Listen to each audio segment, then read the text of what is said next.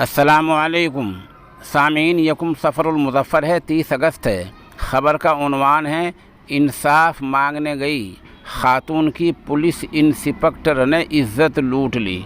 मामला कन्नौज का है, यानी उत्तर प्रदेश के कन्नौज इलाके का है, जहां चौकी इंचार्ज अनूप कुमार मौर्य ने एक खातून की इज़्ज़त लूट ली। इत्तला में बताया गया है कि खातून की बेटी किसी के साथ, अपने प्रेमी के साथ चली गई है।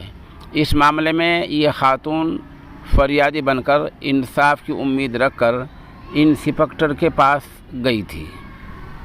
जांच भी यही इंस्पेक्टर अनूप कुमार मौर्य कर रहा था। उसने जांच के बहाने अपनी रिहाइशगाह पर खातून को बुलाया और वहां उसकी इज्जत लूट ली। खातून ने मामले की शिकायत पुलिस कप्तान से की, तो पुलिस कप्तान ने अनूप कुमार मौर्य को सस्पेंड कर दिया है और साथ ही गिरफ्तार करा के जेल भेज दिया है।